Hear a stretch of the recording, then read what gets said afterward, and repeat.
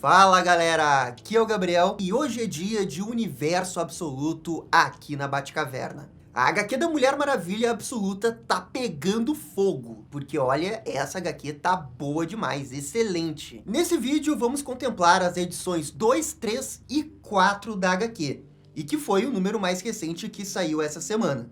A Diana continua sua luta contra os demônios que apareceram em Gateway City. E galera, fazer esse tipo de vídeo na semana que a HQ sai dá muito trabalho. Por isso eu peço para vocês se inscreverem no canal, deixar aquele joinha e também comentar, porque isso ajuda demais aqui. E também esse vídeo vai ter as marcações das edições para vocês pularem diretamente para a edição 2, 3 ou 4, como vocês preferirem. Dito isso, roda a abertura e vamos começar.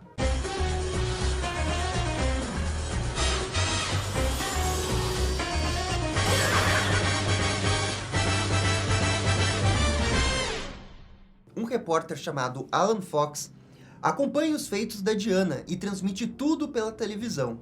Toda a cidade acompanha a heroína lutar bravamente contra a criatura, protegendo a população.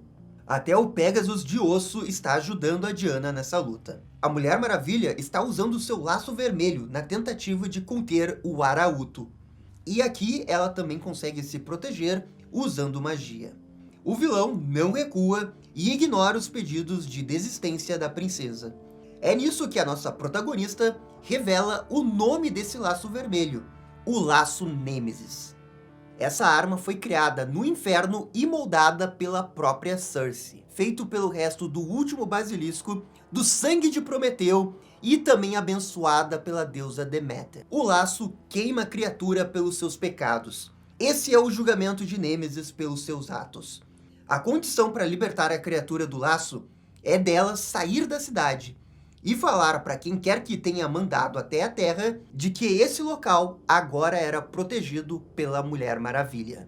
O Arauto, sem ter opção, aceita as condições. Ele é libertado e volta para a pirâmide de onde veio, retornando ao mar.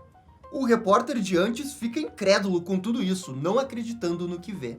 E na praia, um homem surge da fumaça. E a Diana reconhece a sua voz. É Steve Trevor. E agora vamos para o primeiro flashback dessa HQ, que mostra como que a Diana conheceu Steve Trevor. No inferno, na ilha na qual Diana nasceu, um certo dia, esse homem apareceu na praia. A jovem tenta se comunicar falando grego, o que deixa o americano confuso. O Steve está muito machucado. E parece que ele realmente morreu para aparecer desse jeito no inferno. A Diana usa sua magia para entender a língua do Steve. Mas antes que pudesse descobrir mais sobre esse homem, um tentáculo o puxa para longe. Isso não intimida a Diana, que voa em direção ao mar para resgatar o Steve. E ela leva o soldado até os cuidados de sua mãe, a Cersei. É revelado que aquele tentáculo era de uma hidra que vivia no oceano. A Cersei recrimina as atitudes intempestivas de sua filha, enquanto tenta esquentar o corpo do homem. A Diana promete que vai cuidar da hidra caso ela volte. Sua mãe questiona por que proteger esse homem, e a heroína fala que irá protegê-lo porque ele não pertence a ninguém, nem à hidra nem ao inferno, só a si mesmo. Finalmente, Trevor recobra sua consciência, e ao ficar sabendo que ele está no inferno, Steve entende que morreu, só que não é exatamente isso, como explicam Diana e Cersei. Elas deixam o Steve absorver essa informação pesada. E ao se recuperar, o militar se mostra extremamente educado frente a Cersei.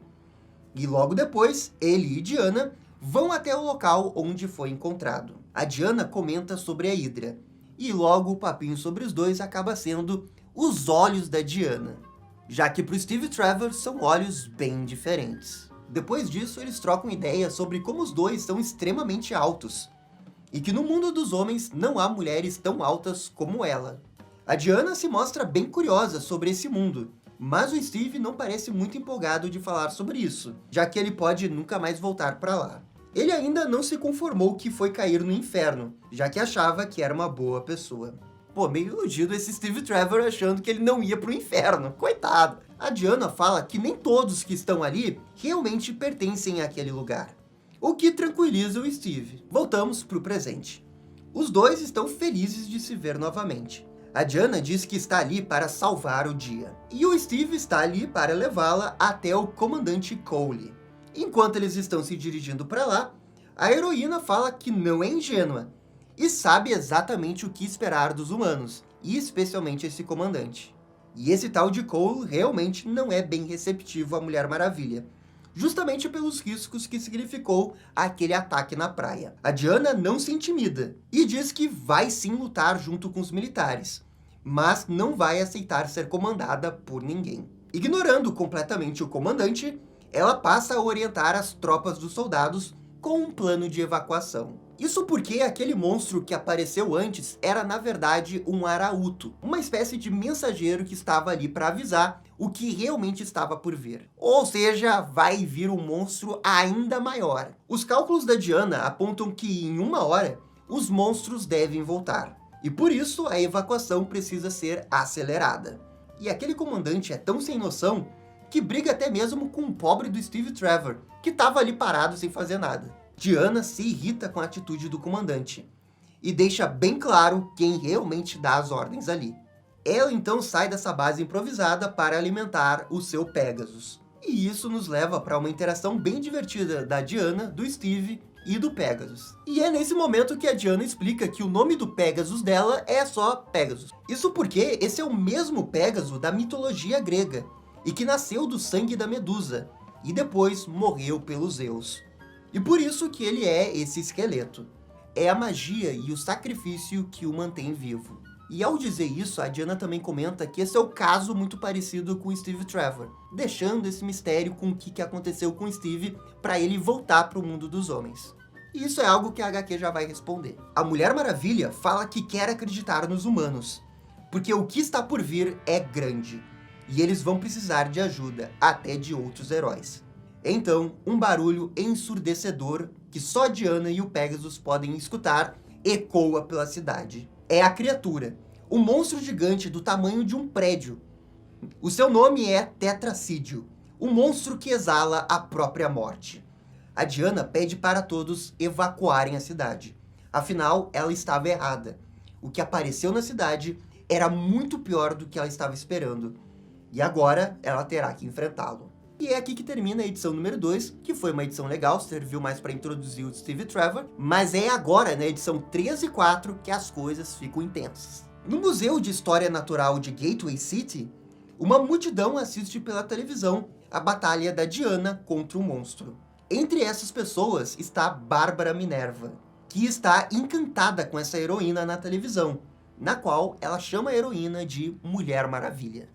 E ela sai correndo pela porta, atrás de alguém. Voltamos para Diana. Ao ver a criatura, ela retorna para a base dos militares. Esse Tetracídio é uma criatura muito resistente à magia, e por isso Diana não está muito confiante na luta. Ela pede para todos fugirem caso ela morra, e que não tentem lutar contra esse bicho. É explicado que o nome Tetracídio vem porque a criatura mata de 4 maneiras: morte por medo, da mente, do corpo e da alma. E a Diana reforça bastante que essa criatura é extremamente poderosa. Essas 4 mortes ocorrem pela forma de agir da criatura. Primeiro, ela atrai suas presas com um poderoso ruído, fazendo com que as pessoas se comportem como abelhas atrás de mel. As vítimas ficam hipnotizadas e se aproximam sem medo. Por isso, a morte do medo, já que elas entram voluntariamente na boca do Tetracídio. E é a partir daí que a criatura mata o corpo, a alma e a mente. Realmente a pior morte possível. Ao passar o recado, Diana reforça que todos devem fugir, inclusive Trevor.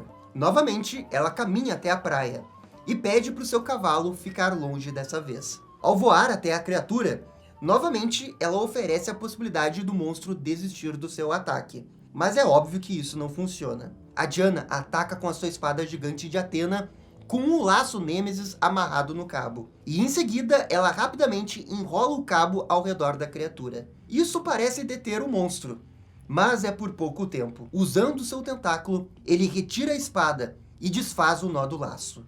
A Diana então summona com magia um machado para atacar a criatura. Contudo, um dos seus tentáculos pega a sua mão, imobilizando a heroína. E é nesse momento que a gente vai para mais um flashback da Diana. Aqui vemos Steve e Diana enfrentando os tentáculos da Hydra. Os dois trabalham juntos com o objetivo de vencer o monstro. A Diana claramente tem a vantagem na luta, mas ela não quer matar a criatura marinha. Pelo contrário, ela quer apenas render a Hydra.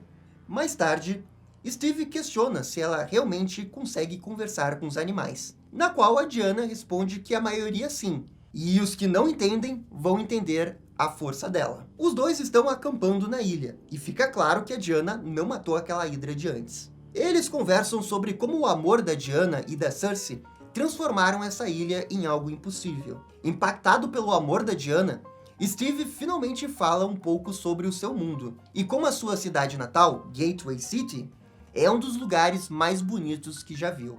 E um tempo depois disso, a Diana encontra o feitiço perfeito para levar o Steve Trevor de volta para o seu mundo. Ela encontrou a solução num livro de magia, e logo comunica a sua mãe. Pela primeira vez, sua mãe não gosta dessa ideia. Esse feitiço exige um grande sacrifício, e a Cersei entende que a Diana não compreendeu completamente o que isso significa. À noite, a Cersei acorda com a Diana sentado ao lado de sua cama. Ela está pensativa sobre o seu propósito nesse mundo. Diana sabe do seu dever de proteger a humanidade, e por isso não pode falhar na primeira missão que recebe, que é de levar Steve Trevor de volta à Terra. A verdade é que ela acha que isso tudo é um grande teste. E é nisso que ela revela que já fez o grande sacrifício. O seu braço. Ela arrancou o seu braço dominante, o seu braço de guerreira, e acha que isso será o suficiente como sacrifício. A sua mãe chora desesperada pelo que a Diana fez, mas ela tem certeza do que está fazendo. Ela está fazendo o que é necessário. E por essa eu acho que ninguém esperava. Mas como a gente pode ver, no presente a Diana tá com os dois braços. E logo logo a gente vai ter a explicação do porquê. Diana e Cersei então vão para o lado de fora realizar essa magia. Em narração, Cersei conta que subestimou sua filha, a sua capacidade de amar, a sua capacidade de realizar sacrifícios.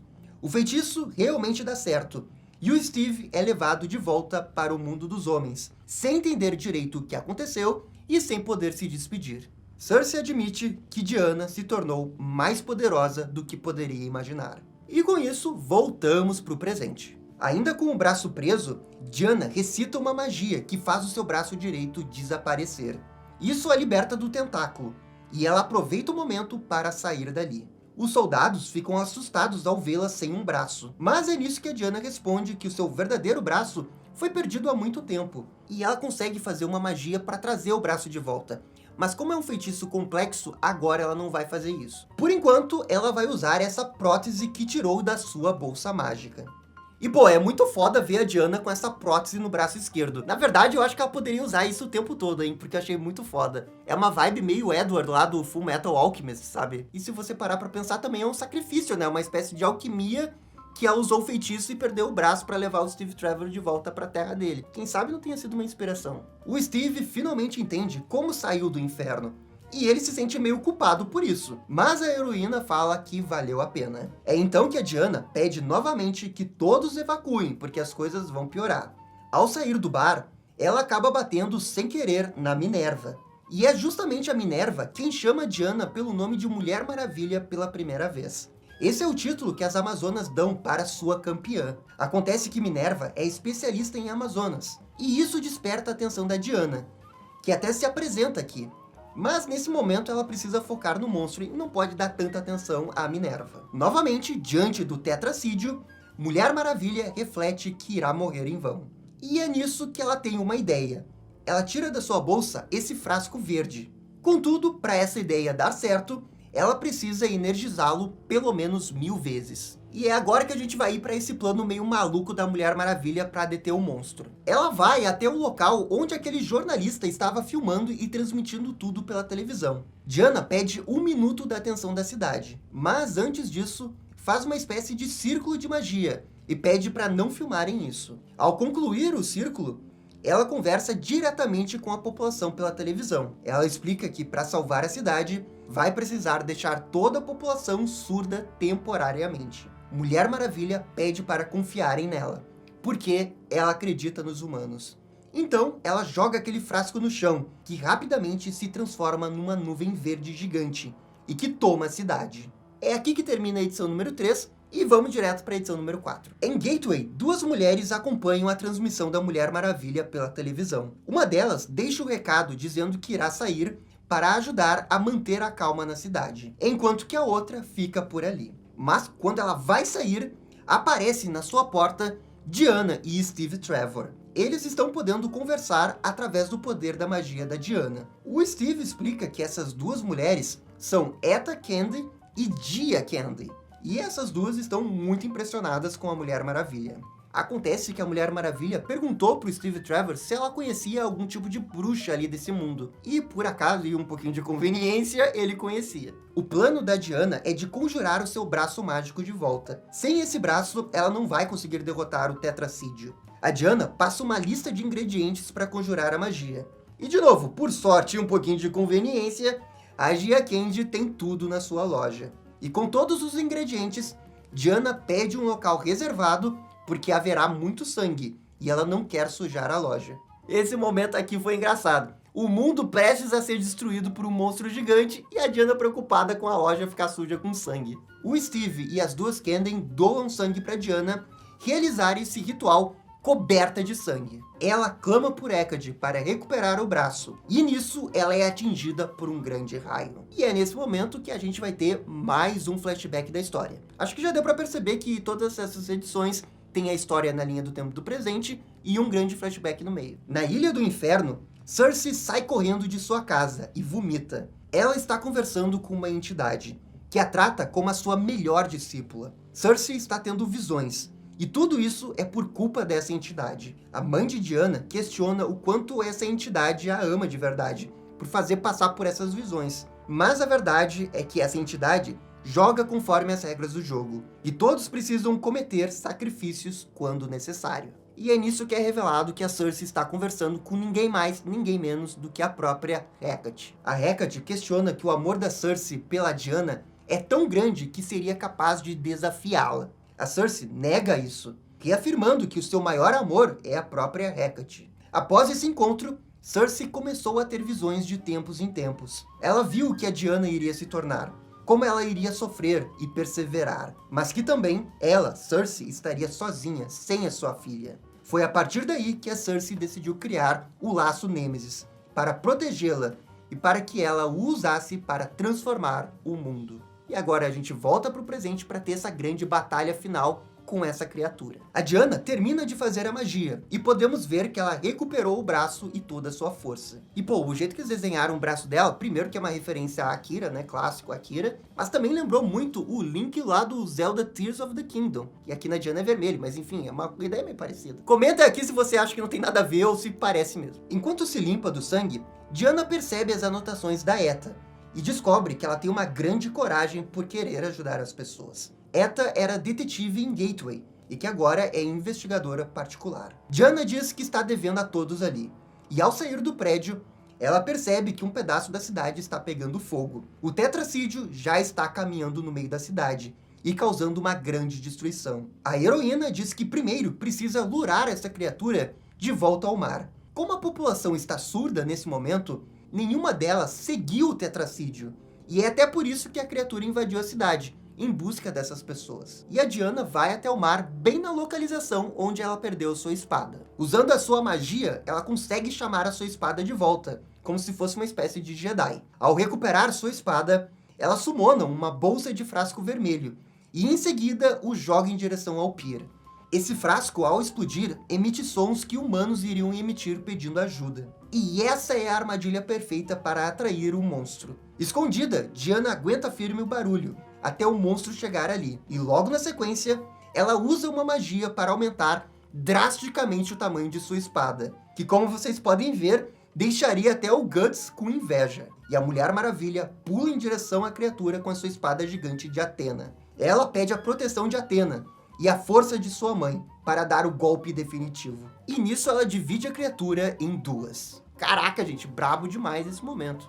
A televisão mostra o feito da Diana. Ela salvou a cidade. Enquanto isso, na Casa Branca, o presidente dos Estados Unidos tenta entender o que aconteceu ali. Esse presidente pede conselho para sua supervisora, uma mulher chamada Kayle, de Veronica Cale, a clássica vilã da Mulher Maravilha. Nesse universo absoluto, me parece que essa versão dessa Veronica Cale é responsável pela segurança dos Estados Unidos, uma espécie de consultora do presidente. A Cale diz que mesmo que o monstro tenha sido destruído, eles ainda têm um problemão em mãos, deixando claro que eles vão atrás da Diana. E aqui termina a edição número 4. E olha que HQ muito divertida, muito massa velho, bem feito da Mulher Maravilha. E eu digo isso de todas as 3 edições que a gente contou nesse vídeo, fora a primeira que também foi muito boa. A verdade é que o nível dessa HQ do Universo Absoluto tá muito bom. Gostei como eles foram introduzindo esses personagens de apoio clássicos das histórias da Mulher Maravilha. Teve essa adição do nome da Mulher Maravilha que também achei bem inteligente. E não tem como não gostar do massa velho da HQ. Cara, uma espada gigante pra matar a criatura ali, sensacional, adorei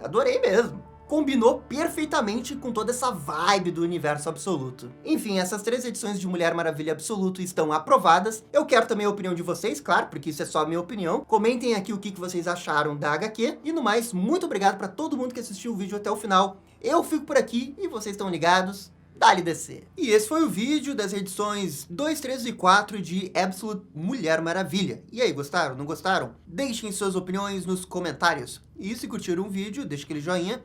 E inscreva-se no canal para ficar sabendo absolutamente tudo sobre Batman. Obrigado, gente, e até a próxima. Tchau, tchau.